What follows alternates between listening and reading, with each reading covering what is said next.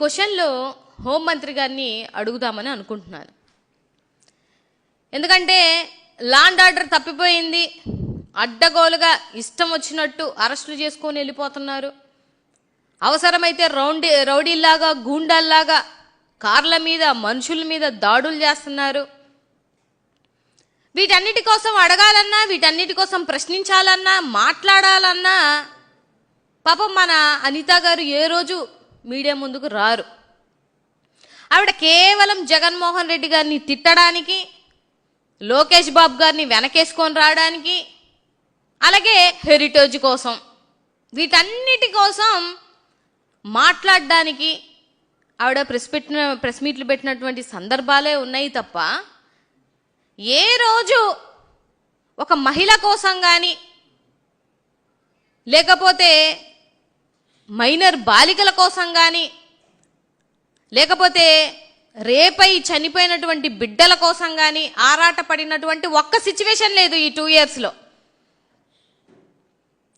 So ఇవాళ కూడా మీ land order ఏ విధంగా తప్పిపోయింది అనేదానికి సాయి కృష్ణ లాకప్ డెత్ విషయం అనేది మీ చాతకాని ప్రభుత్వానికి నిదర్శనం. అంటే ఇవాళ నేను అడుగుతున్నాను అనిత గారు, అటు సాయి కృష్ణ తల్లిగారి విషయంలో, అలాగే మన దళిత బిడ్డ అయినటువంటి క్రాంతి విషయంలో ఏ మాత్రమైనా పొద్దున్నేసే విజయవాడలోనే తిరుగుతూ ఉంటారు కదా, ఆ కారు అటువైపున వెళ్ళి పరామర్శించన్నా రావచ్చు కదా. మీడియా ముందుకు వస్తే 70,000 సీసీ కెమెరాలు తీసుకొచ్చానని చెప్పారు. ఏవి ఆ 70,000 సీసీ క్యామ్లు ఏమైపోయాయో చెప్పాలి. సాయి కృష్ణని మార్కాపురం నుంచి విజయవాడకి తీసుకొచ్చి, విజయవాడ నుంచి ఒక హోటల్కి తీసుకొచ్చి, అక్కడి నుంచి హాస్పిటల్కి తీసుకొచ్చి, అక్కడి నుంచి శ్మశాన వాటానికి తీసుకెళ్ళినప్పుడు ఇంత ప్రాసెస్లో ఎక్కడ ఒక సీసీ క్యామ్ పనిచేయలేదా? తెచ్చిన మీ 70,000 సీసీ క్యామ్లు ఒకచోట కూడా పనిచేయలేదా? మాది బ్రహ్మాండంగా ఈగల్ టీం పనిచేస్తుంది అని చెప్పి కబుర్లన్నీ చెప్తున్నారు కదా అనిత గారు. ఎక్కడికి వెళ్ళింది మీ ఈగల్ టీము? ఎక్కడ నిద్రపోతుంది మీ ఈగల్ టీము? అంటే కాస్తైనా అట్లీస్ట్ రాజ్యాంగబద్ధమైనటువంటి ఒక మంచి పదవిలో ఉన్నారు కదా. మీరు తప్పు చేయడాలు, పాపం అమాయకంగా పోలీస్ డిపార్ట్మెంట్ వాళ్ళందరినీ బలి పశువులను చేసినట్టు వాళ్ళని అరెస్టు, వాళ్ళని సస్పెండ్లు, ఏమన్నంటే ఏదన్నా క్వశ్చన్ చేస్తే నేను సస్పెండ్ చేసేసాను కదా అమ్మయ్య, నేను చేతులు కడిగేసుకోవచ్చు హ్యాపీగా. అంటే ఎన్ని కేసులు ఇలా చేస్తున్నారో, ఎన్ని కాసులు తెచ్చుకుంటున్నారో కూడా రాష్ట్రంలో ఉన్నటువంటి ప్రజలకు అర్థం కావాలి.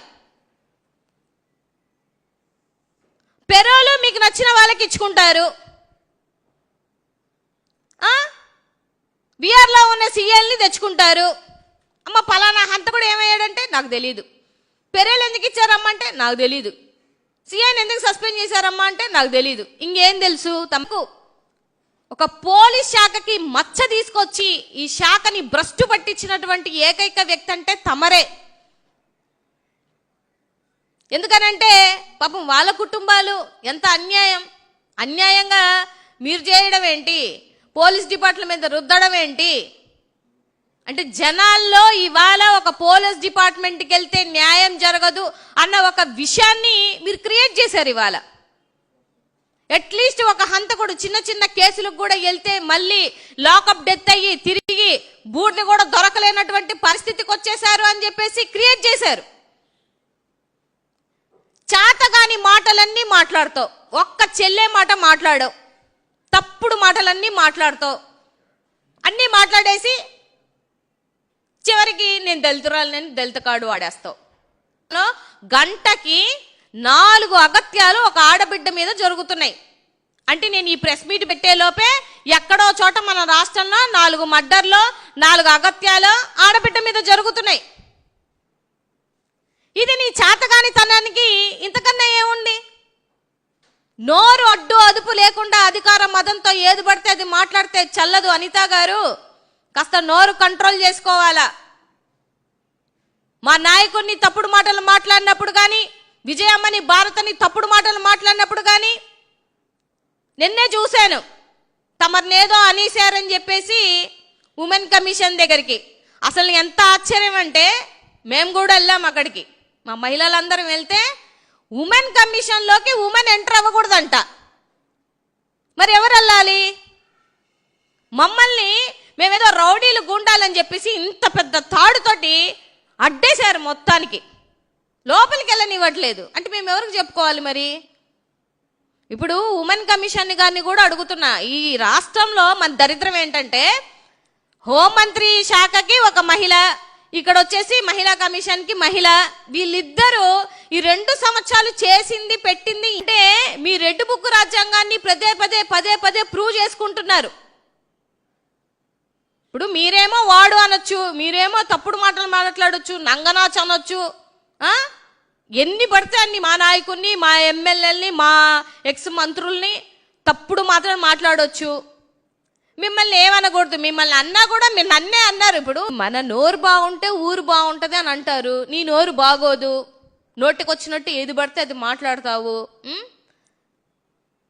అంటే పదవి నెక్స్ట్ వచ్చే మంత్రిశాఖలో మన పదవి ఉంటుందో ఊడిపోతుందో అన్న భయంతో సడన్గా వచ్చి అడ్డగోలుగా మాట్లాడేసి వెళ్ళిపోతావు. నిన్న కూడా మీడియా ముందు చెప్తున్నా, నేను మాట్లాడితే కాంట్రవర్సీ అవుతుంది అని అంటే ఎందుకు అవుతుంది ఊరికే కాంట్రవర్సీ? పద్ధతి ప్రకారం రాజ్యాంగబద్ధంగా మాట్లాడితే ఎప్పుడు కాంట్రవర్సీలు అవ్వవు.